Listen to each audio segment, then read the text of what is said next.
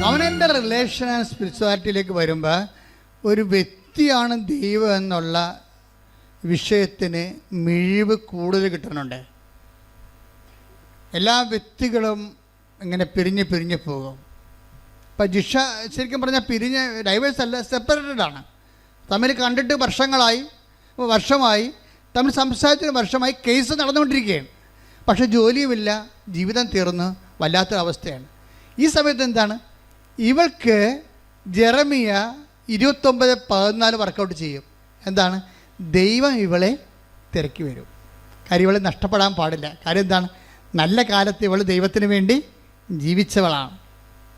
അതുകൊണ്ട് എന്നാ ചെയ്യും, ഇപ്പം ഭർത്താവ് സെപ്പറേറ്റഡായി, അതുപോലെ തന്നെ അവർക്ക് ജോലിയുമില്ല, അവർ തമ്മിൽ സംസാരവുമില്ല, കണ്ടിട്ട് മാസങ്ങളായി. ഇങ്ങനെ ഒരു വിഷമസന്ധിയിൽ ഇവൾ കർത്താവേ എനിക്കെന്ത് സംഭവിച്ചെന്ന് ചോദിക്കും.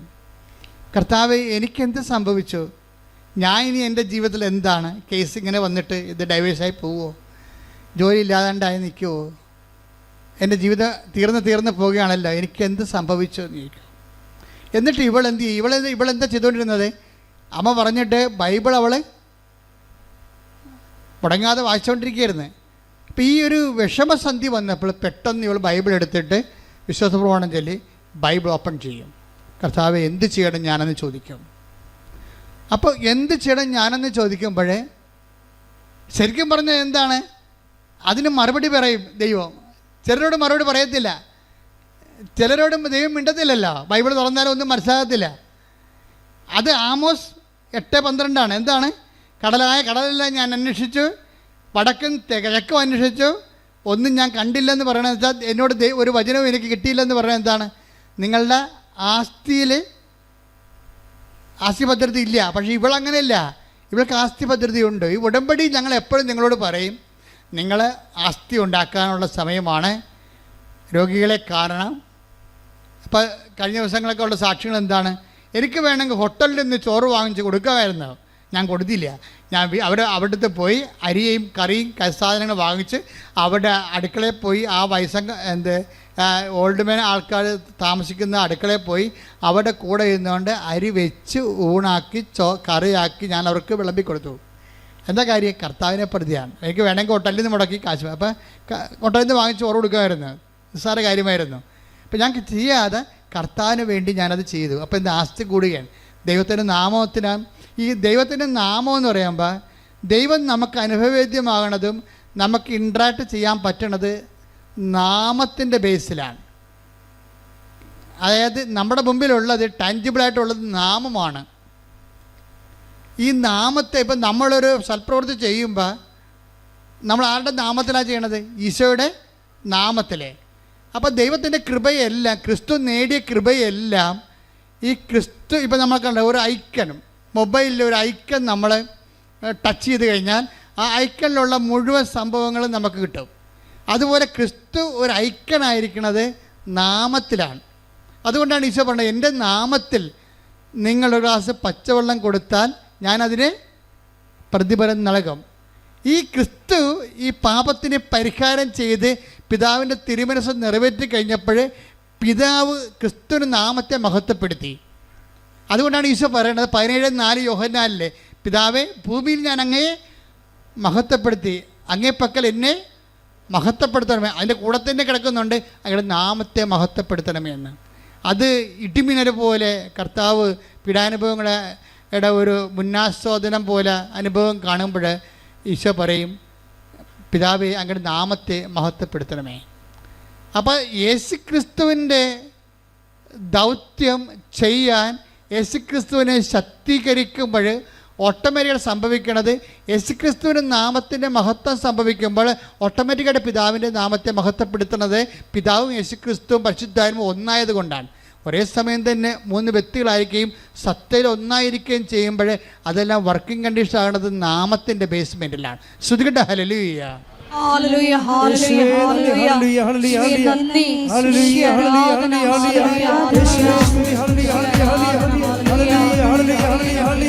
പ്രവൃത്തികളിലൂടെ എല്ലാം അങ്ങയുടെ നാമത്തെ മഹത്വപ്പെടുത്തി മുന്നേറുവാൻ ഈ ആരാധനയിലൂടെ കൃപയാകുമേ. മഹത്വം മഹത്വം യേശുവിനെ. ഞങ്ങൾക്കല്ല കർത്താവേ, ഞങ്ങൾക്കല്ല കർത്താവേ, മഹത്വം മഹത്വം യേശുവിനെ. ഞങ്ങൾക്കല്ല കർത്താവേ, ഞങ്ങൾക്കല്ല കർത്താവേ, മഹത്വം മഹത്വം യേശുവിനെ. കളികൾ പാത്രങ്ങൾ ഞങ്ങൾ, അയോഗ്യദാസരം ഞങ്ങൾ. കളികൾ പാത്രങ്ങൾ ഞങ്ങൾ, അയോഗ്യദാസരം ഞങ്ങൾ. ബലഹീനരാകും ഞങ്ങളെ ഉയർത്തി യേശുവിനാണ് മഹത്വം. ബലഹീനരാകും ഞങ്ങളെ ഉയർത്തി യേശുവിനാണ് മഹത്വം. മഹത്വം മഹത്വം യേശുവിനെ. മഹത്വം മഹത്വം യേശുവിനെ. പരിശുദ്ധ പരമ ദിവ്യകാരുണ്യത്തിന് ആരാധനയും സ്തുതിയും പുകഴ്ചയും ഉണ്ടായിരിക്കട്ടെ. അപ്പോൾ ജിഷ്മയുടെ മനസ്സിൽ പരിശുദ്ധാത്മാവ് തോന്നിക്കും, എന്താണ്, നീ ഇപ്പോൾ ഭർത്താവ് സെപ്പറേറ്റ് ആയിരിക്കുന്നു, നിനക്ക് ജോലിയില്ല, നീ ഒറ്റപ്പെട്ടിരിക്കുന്നു എന്ന് പറയുമ്പോൾ ദൈവം തന്നെ ഈ ജെറമിയ നമ്മൾ കണ്ടതുപോലെ 29:14 അനുസരിച്ചുകൊണ്ട് എന്നെ കണ്ടെത്താൻ ഞാൻ ഇടയാക്കും. അങ്ങനെ ദൈവം തന്നെ ഇവരോട് പറയും, ഞാൻ സംസാരിക്കാം, നീ ബൈബിൾ ഓപ്പൺ ചെയ്യാൻ പറയും. ഉടനെ പരിശുദ്ധാത്മാവിൻ്റെ നിവേശനത്താൽ ഇവൾ ബൈബിൾ ഓപ്പൺ ചെയ്യും. ബൈബിൾ ഓപ്പൺ ചെയ്യുകയും ഉടനെ ദൈവം ഇവളോട് സംസാരിക്കും. എന്താ സംസാരിക്കണത്? ധൈര്യമായിരിക്കുക, ഭയപ്പെടരുത്, മുന്നോട്ട് പോവുക, നീ പോകുന്നിടത്തെല്ലാം ഞാൻ നിൻ്റെ കൂടെ ഉണ്ടാകും. ശ്രുതികട്ടെ ഹല്ലേലൂയ. Hallelujah hallelujah hallelujah. യേശുവേ നന്ദി, യേശുവേ ആരാധന. Hallelujah hallelujah. അപ്പോൾ ഇതൊരു ഉടമ്പടി വചനമാണ്, നമുക്ക് എല്ലാവർക്കും അറിയാവുന്നതാണ്. എന്താണത്? ജോഷുവ 1:9 എടുത്തേ. ശക്തനും ധീരനുമായിരിക്കണമെന്നും. അതന്നെ പറഞ്ഞേ, ശക്തനും ധീരനുമായിരിക്കുക. ഭയപ്പെടുകയോ പരിഭ്രമിക്കുകയോ ചെയ്യരുതെന്ന് നിന്നോട് ഞാൻ കൽപ്പിച്ചിട്ടില്ലയോ? എന്ത് മധുരമാ, കേൾക്കുമ്പോൾ തന്നെ നമുക്ക് മധുരം തോന്നും. എന്താണ്? ശക്തനും ധീരയുമായിരിക്കുക. എന്താണ് ചെയ്യേണ്ടത്? ഒന്ന് വായിച്ചേ. ശക്തനും ധീരനുമായിരിക്കണമെന്നും ഭയപ്പെടുകയോ പരിഭ്രമിക്കുകയോ ചെയ്യരുതെന്നും നിന്നോട് ഞാൻ കൽപ്പിച്ചിട്ടില്ലയോ? നിന്റെ ദൈവമായ. നേരത്തെ പറഞ്ഞിട്ടുള്ളത് ഓർക്കണം. എന്താണ്? എന്തെങ്കിലും വിഷയങ്ങൾ വരുമ്പോഴേ ബൈബിൾ തുറന്ന് തന്നെ അത് മെസ്സേജ് കിട്ടണമെന്ന് നിങ്ങൾ വാശി പിടിക്കരുത്. ഇപ്പം എന്താ പറഞ്ഞിരിക്കണത്? നിന്നോട് ഞാൻ നേരത്തെ പറഞ്ഞിട്ടില്ലയോ? എത്രയോ പ്രാവശ്യം പറഞ്ഞിരിക്കണം. എന്താ പറഞ്ഞിരിക്കണത്? ശക്തയും ധീരനുമായിരിക്കുക. പിന്നെ ഭയപ്പെടുകയോ പരിഭ്രമിക്കുകയോ വേണ്ട. ഭർത്താവ് സെപ്പറേറ്റ് ആയെന്ന് വിചാരിച്ചുകൊണ്ട് ഭയപ്പെടേണ്ട, പരിഭ്രമിക്കണ്ട. ജോലിയില്ല എന്ന് വിചാരിച്ചുകൊണ്ട് ഭയപ്പെടേണ്ട, പരിഭ്രമിക്കണ്ട. എന്താണ്? നിന്റെ ദൈവമായ കർത്താവ് നീ പോകുന്നിടത്തെല്ലാം നിന്നോട് കൂടെ ഉണ്ടായിരിക്കും. അവിടെ ഡൈവേഴ്സും ഇല്ല, സെപ്പറേഷനും ഇല്ല. അതിങ്ങനെ മനസ്സിലാക്കണം. ദൈവത്തെ ഇങ്ങനെയാണ് സ്നേഹിക്കേണ്ടത്. എന്താണ്? ആരെല്ലാം എൻ്റെ കൂടെ ഉള്ളവരെല്ലാം, മക്കളായാലും ശരി, ഭർത്താവായാലും ഭാര്യയായാലും നാളെ സെപ്പറേറ്റായി പോകും. പക്ഷെ നിന്റെ ദൈവമായ കർത്താവ് നീ പോകുന്നിടത്തെല്ലാം, അത് ഐസിയുലായാലും വെന്റിലേറ്ററായാലും സ്വർഗത്തിലായാലും, ഞാൻ നിന്റെ കൂടെ ഉണ്ടാകും. കൈയടിച്ച് ശ്രുതിക്കട്ടെ ഹല്ലേലൂയ. അന്ത്യം വരെ ഞങ്ങളുടെ കൂടെ സാന്നിധ്യത്തിന് സൗന്ദര്യത്തിന് നന്ദി പറയുന്നു. ഒരുമിച്ച് പാടുക, കൈയടിച്ചുകൊണ്ട് സന്തോഷിക്കട്ടെ.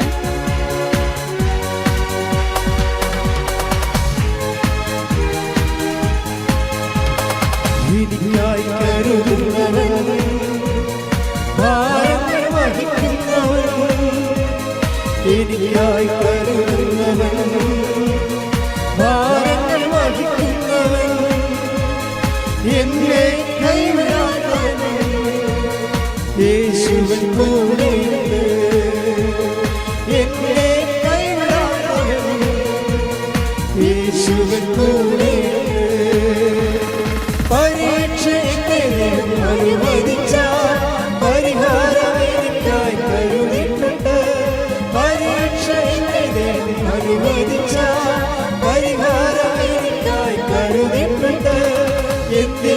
ചോദിക്കില്ല ഞാൻ, എന്റെ നന്മയ്ക്കായെന്നറിയുന്നു ഞാൻ. എന്തിനെന്നു ചോദിക്കില്ല ഞാൻ, എന്റെ നന്മയ്ക്കായെന്നറിയുന്നു ഞാൻ. പരിശുദ്ധ പരമ ദിവ്യകാരുണ്യത്തിന് എന്നേരവും ആരാധനയും സ്തുതിയും പുകഴ്ചയും ഉണ്ടായിരിക്കട്ടെ.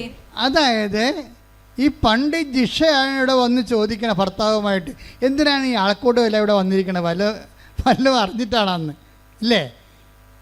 ഇങ്ങനെ എവിടെയെങ്കിലും അനുഗ്രഹം ഉണ്ടെങ്കിൽ കുറേ എണ്ണം ഓടിക്കൂടുമെന്നുള്ളതാണ് ഇവിടെ മനസ്സിരിപ്പ്. അതാണ് സംഭവം. ആ കമൻ്റ് ചെയ്ത ആൾ ഇപ്പോഴെന്താ പറ്റിയത്? ഈ ആൾക്കൂട്ടത്തിലേക്ക് തിരിച്ചു വരേണ്ടി വരണേ. അവർ വന്ന് ഉടമ്പടി എടുക്കുക ഉടനെ. എന്താ, നീ പോകുന്നിടത്തെല്ലാം നിൻ്റെ കൂടെ ഞാനുണ്ടാവുമെന്ന് പറഞ്ഞില്ലേ?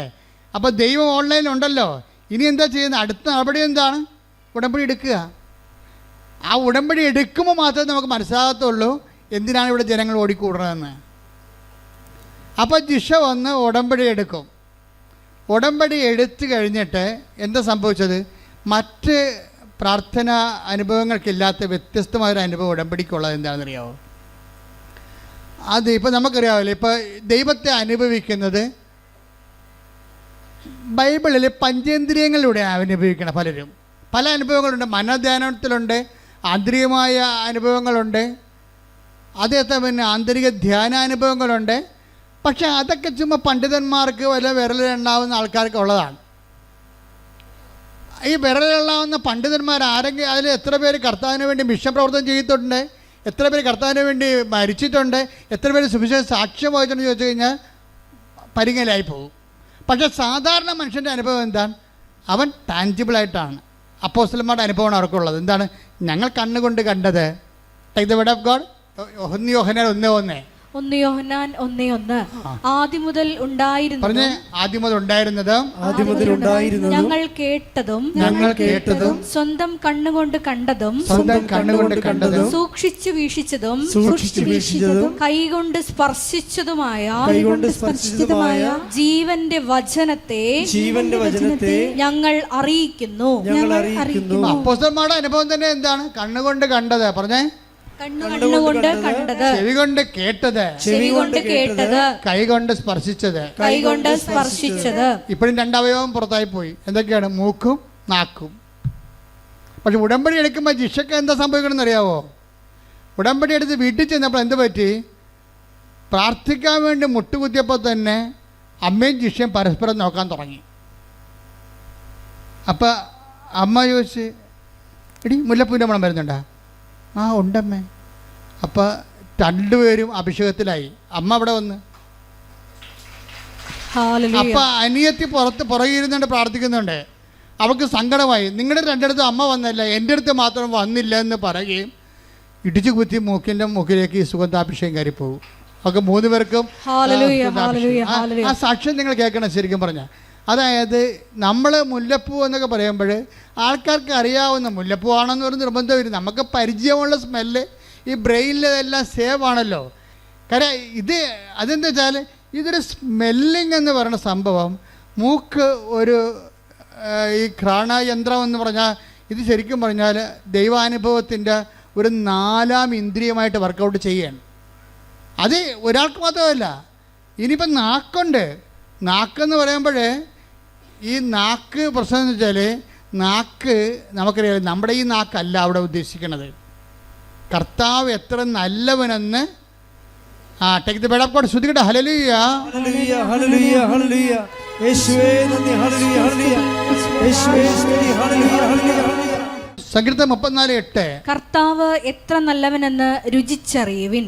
പറഞ്ഞേ, കർത്താവ് എത്ര നല്ലവനെന്ന് രുചിച്ചറിയുവിൻ. അപ്പം നമ്മൾ ദൈവത്തെക്കുറിച്ച് ചിന്തിക്കുമ്പോഴും ആലോചിക്കുമ്പോഴും ഒക്കെ നമുക്കല്ലാത്ത ഒരു മധുരം നമുക്ക് ആന്തരികമായ ഈ ആന്തരിക രസനയിൽ അനുഭവപ്പെടും. അത് ഒരു അത്തരം അനുഭവങ്ങളിലേക്ക് നമ്മൾ എത്തപ്പെടാൻ വേണ്ടിയാണ് ദൈവം ഈ ക്രമീകരണങ്ങളൊക്കെ നമ്മുടെ ജീവിതത്തിലെ സമ്മർദ്ദങ്ങളൊക്കെ ചെയ്യണത്. ദൈവത്തെ അനുഭവിക്കാനുള്ള ഇപ്പം തന്നെ കഴിഞ്ഞ ദിവസങ്ങളിൽ ഞാൻ ആദ്യം പറഞ്ഞില്ലേ, ആ സാന്ദ്ര പറഞ്ഞെന്തറിയാമോ? എനിക്കിപ്പോൾ ജവമാനത്തിലുള്ളത് ജിലേബി കഴിക്കണ പോലെയാണെന്ന്. ജവമാനം അധികം ചെല്ലാത്ത ആളായിരുന്നു, പക്ഷെ അഭിഷേകം കിട്ടിയ ആളിനെ ആളിന് അഭിഷേകം കിട്ടിയിട്ട് ജപമാല ചെല്ലുമ്പോൾ ആന്തരിക മധുരം വരികയാണ്. എനിക്ക് ഇപ്പം ജപമാല ചെല്ലണത് ജിലേബി കഴിക്കണ പോലെയാണെന്ന്. അത് ഇവൾ പറയണത് ബൈബിൾ വായിക്കുമ്പോൾ എനിക്ക് ആന്തരിക അഭിഷേകം കിട്ടുമെന്നാണ്. ഇത് ആന്തരിക രസനയിലുള്ള ആത്മാവിൻ്റെ നാവിലുള്ള ഒരു മധുരമാണ്, ഒരു അനുഭവമാണ് ശരിക്കും. അത് ബൈബിള് പിന്നെ അത് പറയുന്നുണ്ട് മധുരത്തെക്കുറിച്ച്. Take the word of God. അതായത് സങ്കീർത്തനം 19:10 എടുത്ത്. സങ്കീർത്തനം 19:10. അവ പൊന്നിനെയും തങ്കത്തെയും കാൾ അഭികാമ്യമാണ്, അവ തേനിനെയും തേൻ കട്ടയും കാൾ മധുരമാണ്. സങ്കീർത്തനം ദൈവവചനത്തെ അനുഭവിക്കണത് എങ്ങനെയാണ്? അത് തേനിനേക്കാൾ, സങ്കീർത്തനം 19:10 എന്താ പറയണത്? അത് തേനിനേക്കാളും പറഞ്ഞേ, അവ തേനിനേക്കാളും തേൻ കട്ടയേക്കാളും മധുരമുള്ളതാണ്. അപ്പൊ നിങ്ങളുടെ അരമണിക്കൂർ വചനം വായിക്കാൻ അച്ഛൻ പറഞ്ഞില്ലേ? അരമണിക്കൂർ വചനം വായിക്കാൻ പറഞ്ഞതിൻ്റെ കാരണം നിങ്ങൾ 10 കൊല്ലം വായിച്ചിട്ടും വചനം നിങ്ങൾക്ക് തേൻ കട്ടയെ പോലെ മധുരമില്ലെങ്കിൽ നിങ്ങൾ അഭിഷേകത്തിന് വേണ്ടി പ്രാർത്ഥിക്കണം. നിങ്ങളൊരു വർത്തമാന പത്രം വായിക്കണം, ഒരു ബൈബിൾ വായിച്ചിട്ടാണ് നിങ്ങൾക്ക് ആന്തരിക രസനയിൽ ദൈവവചനം മധുരമാകാതിരിക്കണത്. വചനം വായിക്കുന്തോറും നമുക്ക് ഭയങ്കരമായ മധുരിമ, ആന്തരിക മധുരിമ അനുഭവപ്പെടും, സന്തോഷവും. അതുപോലെ തന്നെ വചനത്തിലൂടെ ദൈവം നയിക്കണതും ദൈവത്തിൻ്റെ സ്നേഹം അനുഭവിക്കുന്നതാണ് ഈ മധുരം എന്ന് പറയണത്. അല്ലാതെ പഞ്ചാര എന്ന് പറഞ്ഞിട്ട് നമുക്ക് വായിലിടുമ്പോൾ ഉണ്ടാകുന്ന മധുരമല്ല, ദൈവസ്നേഹമല്ലാതെ അനുഭവിക്കും നമ്മൾ. അപ്പം ദൈവസ്നേഹമായതുകൊണ്ട് അത് വചനത്തിലൂടെ, വചന വായനയിലൂടെ, വചന നിവർത്തീകരണത്തിലൂടെയൊക്കെ, വചനധ്യാനത്തിലൂടെ അനുഭവിക്കാൻ എളുപ്പമാണ്. അതിന് ഒരു ഭാരം, ഇപ്പം നമുക്ക് ഒരു മിനിമം ഭാരം ഉണ്ടാവുമല്ലോ. ഇപ്പോൾ ഒരു വിമാനം 700 യാത്രക്കാരെയും കൊണ്ട് റൺവേയിലൂടെ ഇങ്ങനെ ഓടിപ്പോകുമ്പോൾ നല്ല അതിൻ്റെ സ്പീഡ് 200 കിലോമീറ്ററാക്കി, പിന്നെ 300 കിലോമീറ്ററാക്കി, പിന്നെ 400 കിലോമീറ്ററാക്കി, 450 കിലോമീറ്റർ സ്പീഡാകുമ്പോൾ അവരുടനെ എൻ്റെ ചിറക് ഇങ്ങനെ അങ്ങോട്ട് നമുക്ക് വിമാനത്തിരിക്കുമ്പോൾ അറിയാൻ പറ്റും. അവർ ചിറക് 450 കിലോമീറ്റർ വിമാനം റൺവേയിൽ സ്പീഡായി കഴിഞ്ഞാൽ ചിറക് അവരെങ്ങനെ അഡ്ജസ്റ്റ് ചെയ്ത് ഇങ്ങനെ കാറ്റിനെ ഈ ചിറകിൽ പിടിക്കും. അപ്പോൾ ഈ സാധനം പൊന്തിപ്പോവും. ആ കാറ്റിൽ ചിറകിനെ അവർ പിടിക്കാൻ വേണ്ടി അഡ്ജസ്റ്റ്മെൻറ്റ് അവിടെ ചെയ്തിട്ടുണ്ട്. നമുക്ക് നമ്മളെ വിരിങ് സ്റ്റേറ്റ് നോക്കുമ്പോൾ ഈ ചിറകിങ്ങനെ ഇളകി ഇങ്ങനെ കാറ്റിനെ പിടിക്കണ കാണാൻ പറ്റും. അപ്പോഴീ വിമാനം നേരെ പൊന്തി വരും. അപ്പോൾ 750 യാത്രക്കാരുടെ വിമാനത്തിൻ്റെ ടൺ എത്രയാണെങ്കിലും ആ ഭാരം ലഘുവായി മാറും. ആ ഭാരത്തിനെല്ലാം കാറ്റും സ്പീഡും കൂടി താങ്ങി നിർത്തും. ഇതുപോലെ വചനം വായിക്കുന്ന ആദ്യകാലം വായിക്കണ്ട, നാളെ പ്രാർത്ഥിക്കാം, ഇപ്പം പ്രാർത്ഥിക്കണ്ട, പിന്നെ പ്രാർത്ഥിക്കാം. അപ്പോൾ മകൻ അവിടെ ഇരുന്ന് പെരിച്ചാഴി പറയും, അമ്മേ ഒരു കൊന്ത 2 ദിവസം ചെല്ലിയാൽ മതി എന്ന് പറയും. അപ്പം തന്നെ ആ പ്രാർത്ഥനാ പുസ്തകം എടുത്ത് അവനെ തലക്കെട്ടടിക്കണം. അതായത് ഒരു തരം ഫ്രോഡും അക്സെപ്റ്റ് ചെയ്യത്തില്ല. ഇന്നല്ലെങ്കിൽ നാളെ പിടിവീഴും. കാരണം എന്താ, നിങ്ങളെ അതുകൊണ്ട് തന്നെ ശക്തനും ധീരനുമായിരിക്കുക എന്ന് പറഞ്ഞ പോലെ തന്നെ ദൈവദുരുസ്ഥനെതിരെ സത്യത്തോടെ നിൽക്കാൻ നോക്കണം. സത്യത്തോടെ ദൈവത്തിന് മാത്രം 1ാം സ്ഥാനം കൊടുത്തുകൊണ്ട് ഇത് പ്രയോറിറ്റി ഓഫ് വാല്യൂ. 1ാമത്തെ കൽപ്പന കവന്നതിനതാണ്, നിൻ്റെ കർത്താവ് ദൈവം, നിൻ്റെ ഭർത്താവല്ല, ഇപ്പം ദൈവം തന്നെ. ആ ദൈവത്തിൻ്റെ ഒപ്പം നിന്നെ വേറെ ആരെയും വെക്കരുത്. അല്ല, നീ ആരെയും കോംപ്രമൈസ് ചെയ്യിക്കരുത്. ആ വിഷയത്തിൽ ആ കളത്തിൽ കയറി കളിക്കാൻ ആരും അനുവദിക്കരുത്. കഴിഞ്ഞ ദിവസങ്ങൾ ഒരു മകന്, പേരെന്നാ, ആശുപത്രിയിൽ കിടന്ന് കുറേ ഒരു നല്ല സാക്ഷ്യം ഉണ്ടായിരുന്നു ഇവിടെ, മറന്നുപോയി ഞാൻ പേര്. അപ്പോൾ അയാൾ പറയണത് എന്താ വെച്ച് കഴിഞ്ഞാൽ, എൻ്റെ മകനാണ് എന്നെ ദൈവത്തിനെ ഇപ്പം കാണിച്ചതെന്നാണ് പറയണം. എന്താ കാര്യം വെച്ച് കഴിഞ്ഞാൽ, മകൻ്റെ കൂടെ മകന് ജനിച്ചപ്പോൾ ചങ്കും കരളും ആമാശയവും കിഡ്നിയും ഒക്കെ പല സ്ഥലത്തായിരുന്നു. അപ്പോൾ ഡോക്ടർ പല സമയത്ത് ഈ കുഞ്ഞിനെ അബോർട്ട് ചെയ്യാൻ വേണ്ടി, ഇപ്പോൾ ഏതാണ്ട് 95% ആൾക്കാർ, 95,000 ആൾക്കാർ കണ്ടിട്ടുണ്ട്, 1,00,000 ആൾക്കാർ കണ്ടത് ആ സാക്ഷ്യം. എന്നുവെച്ചാൽ ഈ കുഞ്ഞിനെ അബോർട്ട് ചെയ്യാൻ പലപ്പോഴും ഡോക്ടർ പറഞ്ഞു. കാര്യം വെച്ച് കഴിഞ്ഞാൽ ഈ കുഞ്ഞിന് കിഡ്നി ചങ്കിൻ്റെ അകത്തും നെഞ്ചിൻ്റെ അവിടെയും, പിന്നെ അത് ആമാശയം ഇല്ല, അത് തൊടേന്ന് ഇത് വാങ്ങിച്ച് വെച്ചിട്ടാണ്, തൊടേന്ന് ഞരമ്പെടുത്തിട്ടാണ് ആമാശയം രണ്ടാമത് ഉണ്ടാക്കണം. അപ്പോൾ ഇങ്ങനെയൊക്കെ പല അവയവങ്ങളും ഇല്ലാതെ വരും. അതുകൊണ്ട് ജനിക്കുമ്പോൾ തന്നെ ഇത് മരിക്കും. നിങ്ങൾ അബോർട്ട് ചെയ്യണം നല്ലതെന്ന് വരും. അപ്പൻ അബോർട്ട് ചെയ്യിക്കത്തില്ല. അപ്പൻ അബോർട്ട് ചെയ്യാതെ വിശ്വാസത്തിൽ തന്നെ അപ്പൻ പിടിച്ച് നിൽക്കും. ആ സാക്ഷ്യം നിങ്ങൾ കേട്ടിട്ടുള്ളവർ ഒന്ന് കൈപൊക്കിക്കേ. അനൂപിൻ്റെ സാക്ഷ്യം. അനൂപ് ഒരു കോംപ്രമൈസ് തയ്യാറാകത്തില്ല. അവസാനം ആ കൊച്ചിന് ആ മനുഷ്യൻ വിശ്വാസത്തിൽ ദൈവത്തിൻ്റെ കൂടെ നിന്നുകൊണ്ട് വീണ്ടെടുക്കണ എടുപ്പെന്ന് പറഞ്ഞ ഐതിഹാസികമായ ഒരു ആത്മീയ വിജയത്തിൻ്റെ ചരിത്രമാണ്. കൈയടിച്ച് ശ്രദ്ധിക്കണല്ലേ. Hallelujah hallelujah hallelujah hallelujah. ആരാധന, മഹത്വം മഹത്വം, ആരാധന ആരാധന. ഇത്ര നല്ല ദൈവത്തോട് ഞാൻ ഇന്നു ചെയ്തു നന്ദി ചൊല്ലിടും. എന്റെ കൊച്ചു ജീവിതത്തെ ഞാൻ നിന്നെ മുമ്പിൽ കാഴ്ചയേകിടാം. ഇത്ര നല്ല ദൈവത്തോട് ഞാൻ എന്തു ചെയ്തു നന്ദി ചൊല്ലിടും. എന്റെ കൊച്ചു ജീവിതത്തെ നിന്നെ മുമ്പിൽ കാഴ്ചയേകിടാം. അതായത് അനൂപ് എന്തുകൊണ്ടാണ് ഡൈവേഴ്സ് ചെയ്യരുത്, അബോർട്ട് ചെയ്യരുതെന്ന് പറയാൻ കാര്യം എന്താണ്? അയാളുടെ ആസ്തിയാണ്. അയാളെ കുഞ്ഞുനാൾ പോലും മാതാവിൻ്റെ ആളാണ്. അപ്പോൾ ഒരു അറ്റ കൈ ഉണ്ടായാൽ അമ്മ അഭയം തരുമെന്ന് അയാൾക്കറിയാം. അതുകൊണ്ട് പക്ഷേ എന്നാലും പലപ്പോഴും പല പല പ്രശ്നങ്ങൾ കാരണം, ഈ ആമാശയമില്ലാത്ത കാരണവും അതുപോലെ കിഡ്നികൾ സ്ഥലം മാറിയിരിക്കുന്ന കാരണവും കുഞ്ഞിനെപ്പോഴും ഇഷ്യൂസ് ഡെവലപ്പ് ചെയ്യും. പല പല ഓപ്പറേഷൻ കഴിയും. ഒരു കൊല്ലമൊക്കെയാണ് ICU കിടന്നത്. 22 ലക്ഷം രൂപയാവും ചിലവ്. എന്നിട്ട് ഫൈറ്റ് ചെയ്യണം. ഡോക്ടർമാർ പറയുക, ഡോക്ടർമാരുടെ ആത്മവിശ്വാസം വരെ പോകുമ്പോഴും ഇവൻ ഈ ഉടുത്ത തുണിയാലെ ഇവിടെ വന്ന് ഉടമ്പടി എടുത്തിട്ടില്ല. ഉടുത്ത തുണിയാലെ അമ്മയെടുത്ത് വരും. അമ്മയെടുത്ത് വന്നിട്ട് പറയും, ഞാൻ അമ്മയ്ക്ക് ഒരാഴ്ച തരും എൻ്റെ കുഞ്ഞിനെ രക്ഷപ്പെടുത്താൻ. അവിടെ നിന്ന് അവൻ പറയും, ഞാൻ ഉടുത്ത തുണിയാലെ ഷേവ് പോലും ചെയ്യാതെ അമ്മയുടെ മുമ്പിൽ വന്ന് നിൽക്കുകയാണ്. ഞാൻ അമ്മയ്ക്ക് ഒരാഴ്ച തരും. ഇന്ന് ശനിയാഴ്ച, അടുത്ത ശനിയാഴ്ചക്കുള്ളിൽ എൻ്റെ കുഞ്ഞ് റെഡിയായിരിക്കണം, ഞാൻ പോകണമെന്ന് പറയും. അത് ആധികാരികതയാണ്. എന്ന് വെച്ച് കഴിഞ്ഞാൽ അങ്ങനെ പറയാനുള്ള ഒരു ചങ്കൂറ്റം എങ്ങനെ കിട്ടിയതാണത്? നേരത്തെ ദൈവത്തിന് വേണ്ടി ജീവിക്കുമ്പോൾ ആധ്യാത്മിക ജീവിതം നിനക്ക് നൽകുന്ന ഒരു ഈടുവെപ്പാണ്. കൈയടിച്ച് ശ്രദ്ധിക്കട്ടെ. Hallelujah hallelujah hallelujah hallelujah hallelujah. യേശുവേ നന്ദി. Hallelujah hallelujah hallelujah. ആത്മാക്കളുമായ ആസ്തി വർദ്ധിപ്പിക്കുന്നു.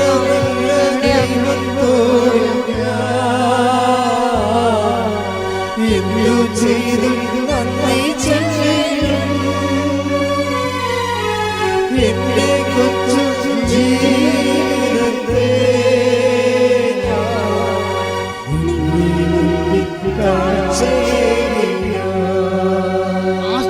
ഇതാണ് ആസ്തിയും ആത്മവിശ്വാസവും എന്ന് പറയണത്.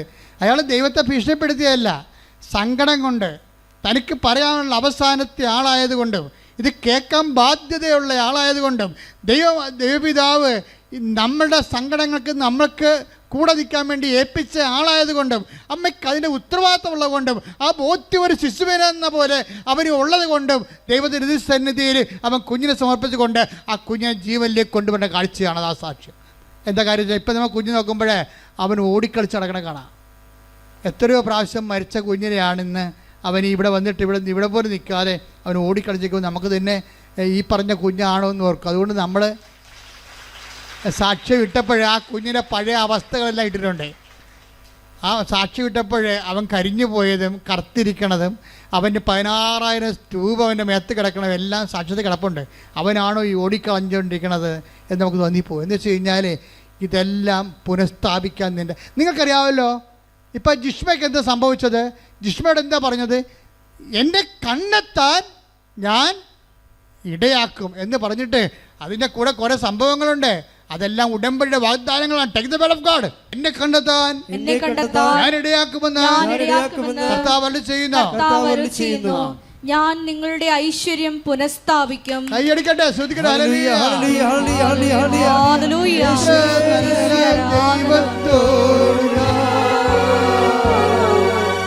എന്തു ചെയ്തു നന്ദി ചൊല്ലിടും. എന്റെ കൊച്ചു ജീവിതത്തെ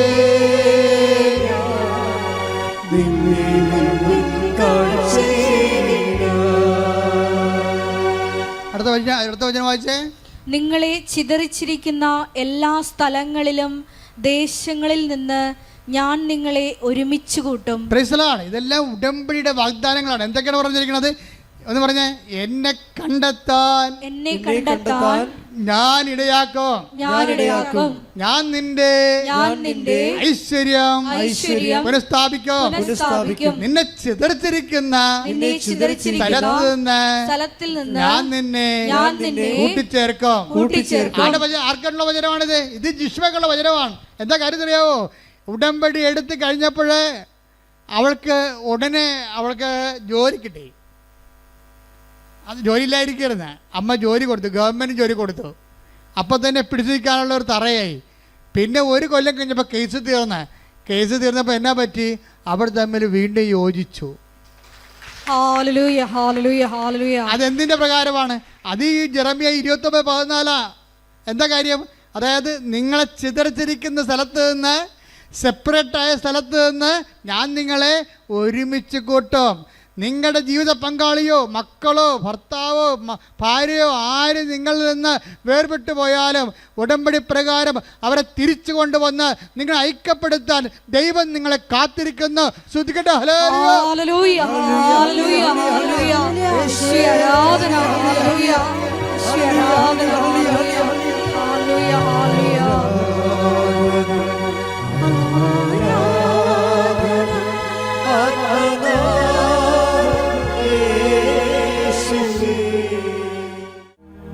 എൻ്റെ പ്രിയപ്പെട്ടവരെ, ഉടമ്പടിയിലെ ഏറ്റവും വലിയ കാതലായ ദൈവിക ആനുകൂല്യം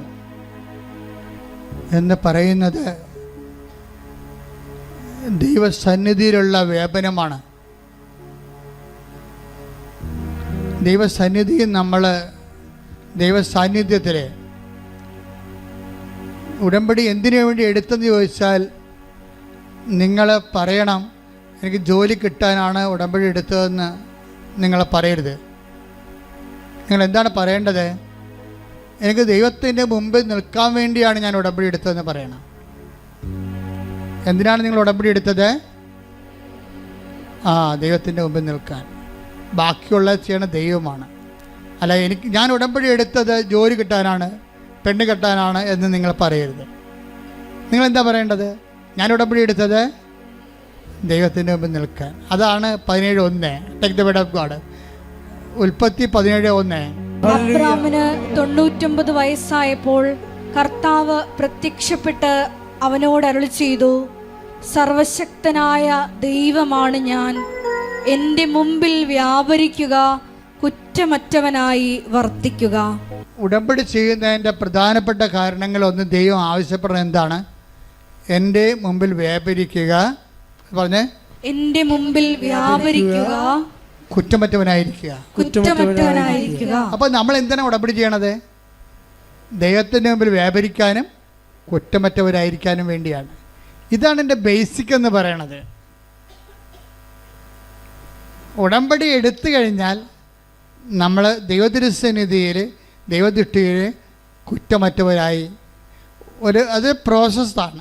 ഓരോന്നേ സ്ഥലം ചിലപ്പോൾ എല്ലാവർക്കും നടക്കത്തില്ല, പക്ഷെ നമുക്കതിന് വേണ്ടി ശ്രമിക്കാൻ പറ്റും. പ്രാർത്ഥിക്കുക, കർത്താവേ ഉടമ്പടി പ്രകാരം അങ്ങയുടെ മുമ്പിൽ വ്യാപരിക്കാനും കുറ്റമറ്റവരായിരിക്കാനും എന്നെ സഹായിക്കണമേ. Praise the Lord. ഹല്ലേലൂയ. 17:4 എടുത്തേ. ഇതാ നീയുമായുള്ള എൻ്റെ ഉടമ്പടി. ആരുമായിട്ട്? എബ്രാത്തിനോട് പറയണ ദൈവം. എന്താണ്? നീയുമായിട്ടുള്ള എൻ്റെ ഉടമ്പടി.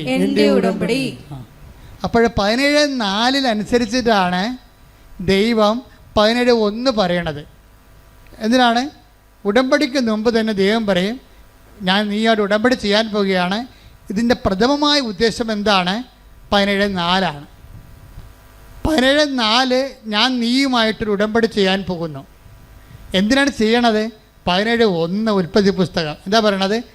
നീ എൻ്റെ മുമ്പാകെ വ്യാപരിക്കണം, കുറ്റമറ്റവനായിരിക്കണം. എവിടെയിട്ടില്ലേ? അപ്പോൾ ഉടമ്പടിയുടെ പ്രഥമ ഉദ്ദേശം IELTS പാസ്സാകാനും OET പാസ്സാകാനും അല്ല. പ്രഥമ ഉദ്ദേശം എന്താണ്? PR കിട്ടാനല്ല, PR കിട്ടാനാണ്. പ്രഥമ ഉദ്ദേശം എന്ന് പറയണത് ദൈവത്തിൻ്റെ മുമ്പാകെ വ്യാപരിക്കാൻ. അതിനുവേണ്ടി നമ്മൾ രോഗികളെ പോയി കാണും, അവൻ പറയണ പോലെ ചെയ്യും, വസ്ത്രമില്ലാത്തവർക്ക് വസ്ത്രം കൊടുക്കും, സമാധാനത്തോടെ ജീവിക്കും, ആളുടെ കഴുത്തിലും കയറാൻ പോകത്തില്ല. കഴുത്തിൽ കയറുന്നവരെ നമ്മൾ നല്ല ഉപദേശം കൊടുത്തിട്ട് കർത്താവിൻ്റെ വചനത്തേക്ക് നയിക്കും. അങ്ങനെ നമ്മൾ സൽപ്രവൃത്തി ചെയ്തുകൊണ്ട് കർത്താവിൻ്റെ മുമ്പാകെ വ്യാപരിക്കും. കൈയടിച്ച് ശ്രദ്ധിക്കട്ടെ.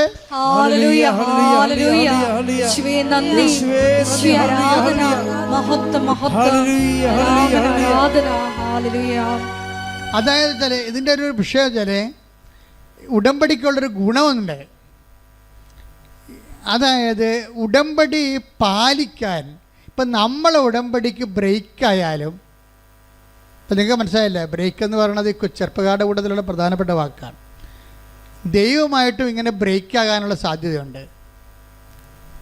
അപ്പം ദൈവമായിട്ട് ബ്രേക്കായാലും നമ്മളെ മനുഷ്യന്മാർ ബ്രേക്കാകണ പോലെ ബ്രേക്കായി പോകത്തില്ല.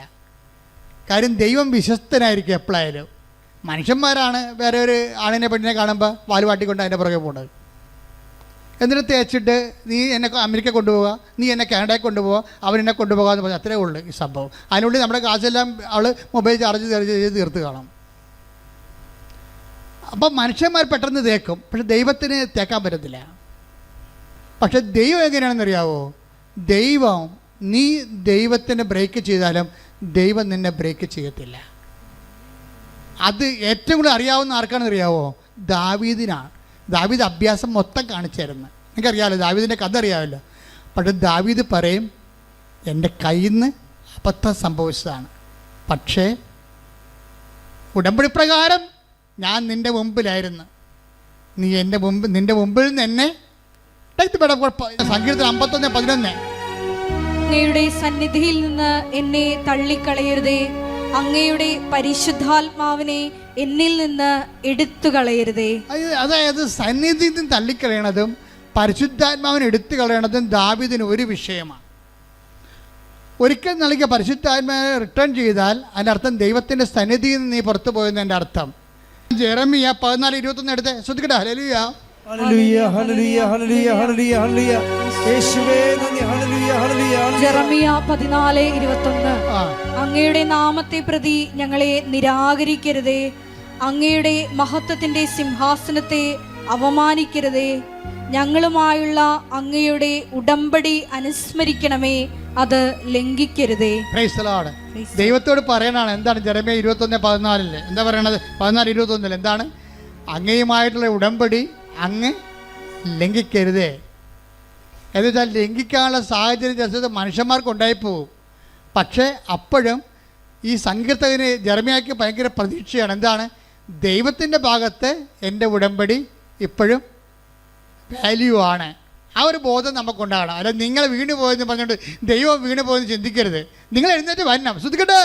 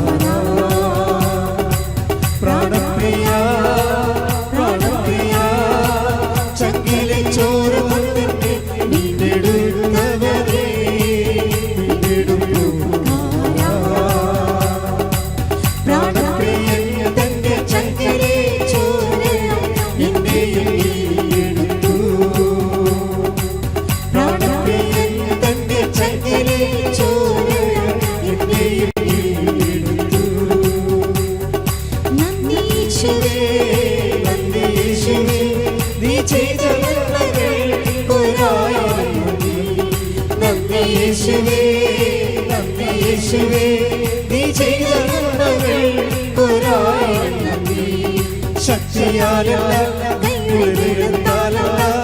നിന്റെ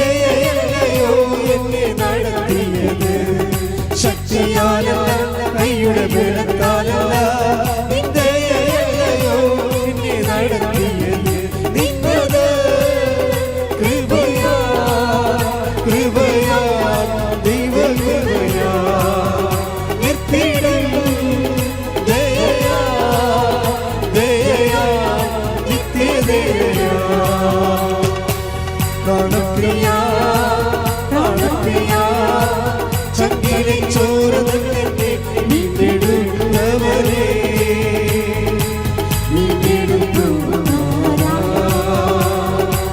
പ്രാണപ്രിയൻ തന്റെ ചങ്കിലെ ചോര പ്രാണപ്രിയൻ തന്റെ ചങ്കിലെ ചോര നന്ദി യേശുവേ നന്ദി യേശുവേ നന്ദി യേശുവേ നീ ചെയ്ത ശക്തിയാലല്ല കൈവിടാനല്ല നിന്റെ എന്നെ നടത്തിയത് നന്ദി യേശുവേ നന്ദി യേശുവേ നീ ചെയ്ത ശക്തിയാലല്ല കൈവിടാനല്ല നിന്റെ എന്നെ നടത്തിയത്. Praise the Lord. കൈ നെഞ്ചത്ത് വെച്ചുകൊണ്ട് രോഗസൗഖ്യ പ്രാർത്ഥനയിലേക്ക് നമ്മൾ പ്രവേശിക്കുകയാണ്. പകുതിയോളം പ്രാർത്ഥന നമ്മൾ കയറിയപ്പോൾ തന്നെ ഈശോ അഭിഷേകവും ദർശനവും നൽകിയായിരുന്നു. ആ സമയത്ത് അനേകം പേരെ കർത്താവ് സ്പർശിച്ചിട്ടുണ്ട്. ഇപ്പോൾ അവസാനമായി ആശീർവാദത്തിൻ്റെ സമയത്ത് വീണ്ടും നമ്മൾ രോഗസൗഖ്യ പ്രാർത്ഥനയിലേക്ക് പ്രവേശിക്കുകയാണ്. നന്നായി ഓൺലൈനിലുള്ളവരും പ്രത്യേകം ഈ സമയത്ത് ജാഗ്രതയോടെ നിൽക്കുക, സൂക്ഷിച്ചുകൊണ്ട് നിൽക്കുക, ദൈവസ്നേഹത്തോടെ നിൽക്കുക. എൻ്റെ ഉടമ്പടിയിൽ നിന്ന് എന്നെ തള്ളിക്കളയെന്ന് പ്രാർത്ഥിക്കുക. ഞങ്ങളുടെ ദുരുസന്നിധിയിൽ നിന്ന് എന്നെ തള്ളിക്കളയില്ലെന്ന് പ്രാർത്ഥിക്കുക. എന്നോട് കണ്ണ കാണിക്കണമെന്ന് പ്രാർത്ഥിക്കുക. കർത്താവേ, എൻ്റെ വിശുദ്ധമായ തിരുമുറുവാർന്ന വലത് കരം, ആണിപ്പഴുതാറുന്ന അത്ഭുത കരം, കർത്താവേ, ഇവിടെ തീർത്ഥാടനത്തിൽ ഓൺലൈനിലും പ്രാർത്ഥിക്കുന്ന അവരെപ്പോഴും പ്രാർത്ഥിക്കുമ്പോഴും കർത്താവേ, ഈ നിന്റെ ആണിപ്പഴുതാറുന്ന അത്ഭുത കരം അവിടെ ശിരസിൽ വെക്കണേ പ്രാർത്ഥിക്കുന്ന കർത്താവേ, അവിടെ സ്വന്തം ബന്ധങ്ങൾ കർത്താവിൻ്റെ രക്തം നിറയട്ടെ. അവിടെ മാംസപേശികളിലെ കർത്താവിൻ്റെ രക്തം നിറയട്ടെ. അവിടെ രക്തഞരമ്പുകളിലെ കർത്താവിൻ്റെ രക്തം നിറയട്ടെ. കർത്താവെ, അവരെ കരള്, കിഡ്നി, ആസ്മ രോഗങ്ങൾ, കരൾ രോഗങ്ങൾ, ശ്വാസകോശ രോഗങ്ങൾ, ബ്രെയിൻ്റെ ക്യാൻസർ, ബ്രെയിൻ്റെ ട്യൂമർ, PCOD രോഗങ്ങൾ, കർത്താവെ, എല്ലാ രോഗങ്ങളും, കരൾ രോഗങ്ങൾ കർത്താവെ, പാൻക്രിയാസ് രോഗങ്ങൾ കർത്താവെ, നടുവലിൻ്റെ വേദനകൾ കർത്താവെ, അങ്ങേറ്റെടുക്കണം പ്രാർത്ഥിക്കുന്നു. വെള്ള നിറമുള്ള പാണ്ഡു രോഗങ്ങൾ കർത്താവെ, തിരുവത്തത് കഴുകണമേ കർത്താവെ. അസ്ഥി ക്ഷയിക്കുന്ന അസുഖങ്ങൾ കർത്താവെ, എല്ലാ തരത്തിലുള്ള മുഴകൾ വരുന്ന രോഗങ്ങൾ കർത്താവെ സ്പർശിക്കണമേ കർത്താവെ. തൈറോയ്ഡ് രോഗങ്ങൾ, ടോൺസിൽ രോഗങ്ങൾ സ്പർശിക്കണേ കർത്താവെ. കണ്ണിന് കാഴ്ച മങ്ങുന്നവർ, ചെവിക്ക് കേൾവി മങ്ങുന്നവരെ സ്പർശിക്കണേ കർത്താവെ. ദൈവത്തിൻ്റെ കരുണ സ്പർശിക്കട്ടെ. ഉച്ച മുതൽ ഉള്ളംകാല് വരെ കർത്താവിൻ്റെ രക്തം പടരട്ടെ. അടിപ്പടര പോലെ, വൈദ്യാഘാതം പോലെ ദൈവിക ശക്തിയാൽ യേശുവിന്റെ നാമത്തിൽ സൗഖ്യം പ്രാപിക്കട്ടെ.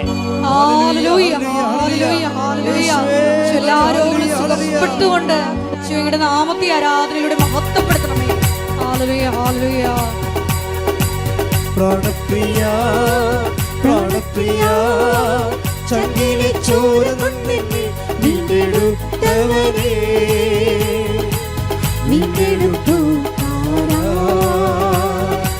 പ്രാണപ്രിയൻ തന്റെ ചങ്കിലെ ചോരയാൽ എന്നെയും വീണ്ടെടുത്തു.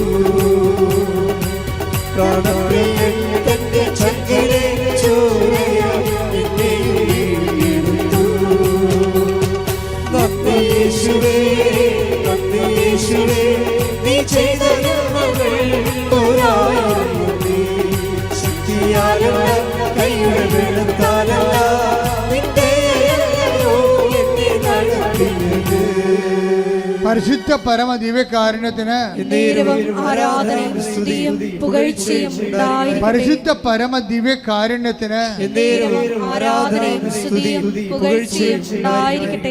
ശരീരം മുഴുവൻ കുരുക്കൾ വരികയും മുതുകത്തോളം 4-5 കുരുക്കുകൾ പഴുത്തു നിൽക്കുകയും ചെയ്യുന്ന വ്യക്തിയെ കർത്താവ് സ്പർശിച്ച് സൗഖ്യപ്പെടുത്തിക്കൊണ്ടിരിക്കുന്ന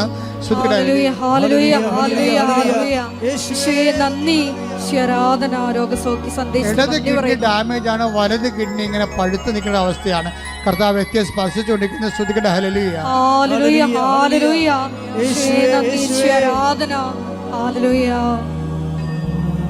എൻ്റെ പ്രിയപ്പെട്ടവരെ, കർത്താവിൻ്റെ തിരുസന്നിധിയിലാണ് നമ്മളായിരിക്കുന്നത്.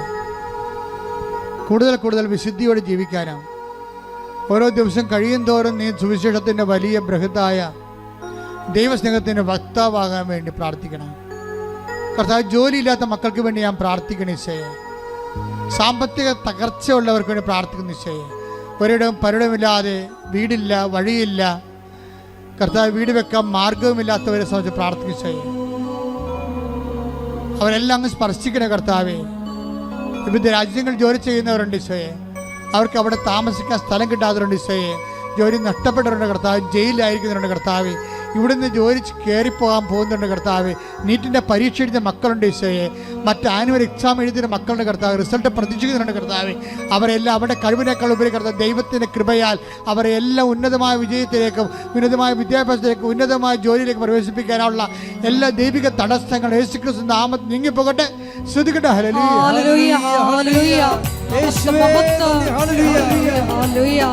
ചില ജീവിതത്തിൽ തടസ്സങ്ങൾ നീങ്ങിപ്പോയിക്കൊണ്ട് നാമത്തെ ആരാധനയുടെ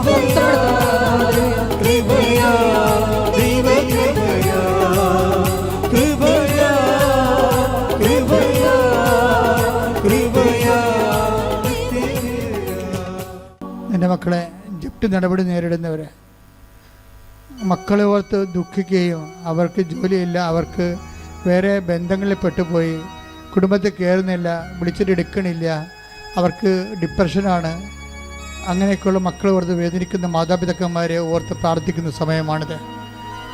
അതുപോലെ ലഹരി പദാർത്ഥങ്ങൾ അടിപ്പെട്ടു പോയ ഭർത്താക്കന്മാരുണ്ട്, അപ്പന്മാരുണ്ട്,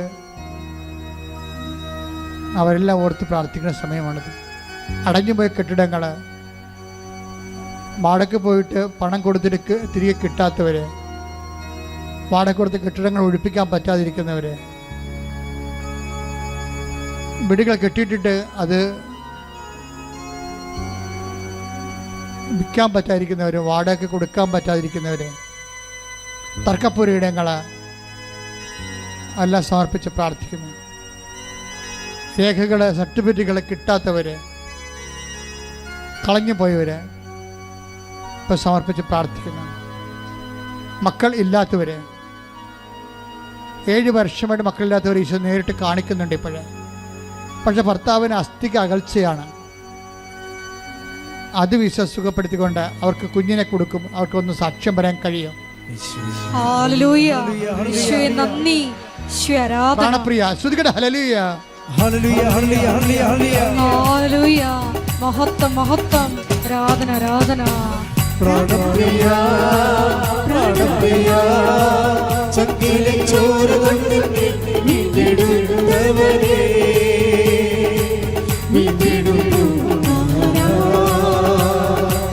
പ്രാണപ്രിയൻ തന്റെ ചങ്കിലെ ചോരയ എന്നെയും വീണ്ടെടുത്തു. പ്രാണപ്രിയൻ തന്റെ ചങ്കിലെ ചോരയ എന്നെയും വീണ്ടെടുത്തു. നന്ദി യേശുവേ, നന്ദി യേശുവേ, നീ ചെയ്ത നന്മകൾക്കൊരായിരം ശക്തിയാലല്ല, കൈവെളുത്താലല്ല, നിന്ദയയോ എന്നെ നടത്തിയത്. ശക്തിയാലല്ല, കൈവെളുത്താലല്ല, നിന്ദയയോ എന്നെ നടത്തിയത്.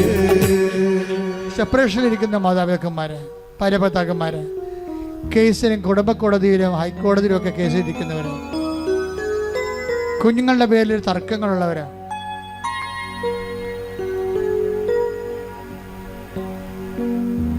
അതുപോലെ തന്നെ വിവിധങ്ങളായ മറ്റ് അവിശ്വസ്തത കാരണം കുടുംബത്തിൽ അവിശ്വസ്തത, ചിലപ്പോൾ വേറെ പെണ്ണുങ്ങളുടെ ബന്ധം, ചില പുരുഷന്മാരുടെ ബന്ധം, അതിൻ്റെ പേരിൽ കുടുംബത്തിൽ സെപ്പറേഷൻ വന്നു പോയിട്ടുള്ളവർ, അനീതി അനുഭവിക്കുന്നവർ, അവർക്ക് ദൈവം മാത്രമേ ഉള്ളൂ. ശരിക്കും പറഞ്ഞു മനഃപൂർവ്വമുള്ള കരുതിക്കൂട്ടിയുള്ള അവിശ്വസ്തത, അതായത് അക്രമങ്ങളാണ് ശരിക്കും. വയലൻസ് എന്ന് പറയണതാണ് ശരിക്കും. ഒരു ജീവിത പങ്കാളി, ഭർത്താവോ ഭാര്യയോ വേറെ ഒരു ജീവിത പങ്കാളിയുമായിട്ട് ബന്ധപ്പെടുകയും അവരുമായിട്ട് ബന്ധം ഉണ്ടാകുകയും സ്വന്തം ജീവിത പങ്കാളിയെ അമർച്ച ചെയ്യുകയും ചെയ്യുമ്പോൾ അത് കോടതിയിൽ നിന്നും അപ്പുറത്തുള്ളൊരു വയലൻസാണത്. ദൈവത്തിൻ്റെ തിരുസന്നിധിയിൽ തീരാത്ത വയലൻസാണ്. അങ്ങനെയുള്ള ഇരകൾ അതിൽ നിന്ന് എത്രയും വേഗം രക്ഷപ്പെടാൻ വേണ്ടി ഇടിമുഴക്കം പോലെ സ്തുതിക്കട്ടെ. Hallelujah, hallelujah, hallelujah. യേശുവേ ആരാധന, ഹല്ലേലൂയ. മഹത്വം, മഹത്വം, ആരാധന, ആരാധന. ഹല്ലേലൂയ. യേശുവേ നന്ദി, യേശുവേ ആരാധന. വരേണമേ എന്നിൽ നിറയണമേ, നാഥാ വരേണമേ സൗഖ്യം നൽകണമേ. ഒട്ടേക്ക് മക്കളെ,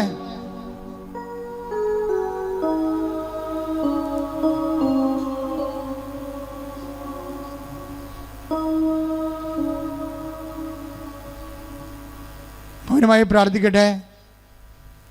സമാപന ആശീർവാദമാണ്. ഒരിക്കൽ കൂടി മരിയൻ ഉടമ്പടിയിൽ സമർപ്പിച്ചിരിക്കുന്ന എല്ലാ വിഷയങ്ങളും, നമ്മുടെ ജീവിതത്തിൽ ഇപ്പം നൊമ്പരപ്പെടുത്തുന്ന വിഷയങ്ങളും ദൈവമാതാവിൻ്റെ മധ്യസ്ഥയിൽ ദിവ്യകാരുണ്യ സന്നിധിയിൽ സമർപ്പിച്ച് നമുക്കൊരു നിമിഷം പ്രാർത്ഥിക്കാം. ജെറമിയ 29:14 തിരുവചനത്തിൻ്റെ വലിയ വെളിപാടനുസരിച്ചുകൊണ്ട് നിങ്ങൾ എന്നെ കണ്ടെത്താൻ ഞാൻ ഇടയാക്കുമെന്നാണ് ഈശോ നമ്മളോട് പറഞ്ഞത്. ദാവീദിൻ്റെ പ്രാർത്ഥന പോലെ അങ്ങയുടെ സന്നിധിയിൽ നിന്ന് ഞങ്ങളെ തള്ളിക്കളയരുതേ, അങ്ങയുടെ പരിശുദ്ധാത്മാവിനെ ഞങ്ങളിൽ നിന്ന് തിരികെ എടുക്കരുതേ എന്ന പ്രാർത്ഥനയോടുകൂടി നമുക്ക് ശിരസ്സ് നമിച്ച് ദിവ്യകാരുണ്യനാഥൻ്റെ ആശീർവാദം സ്വീകരിക്കാം.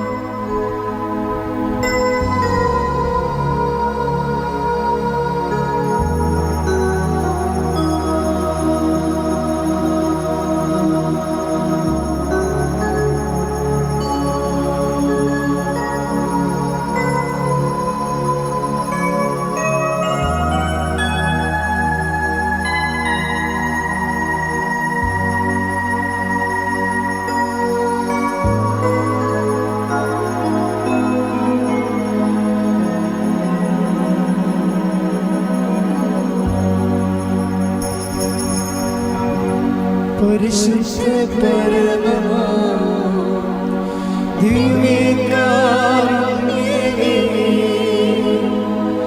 എന്നും അങ്ങേക്ക് ആരാധന. പരിശുദ്ധ പരമമാ ദിവ്യകാരുണ്യമേ, എന്നും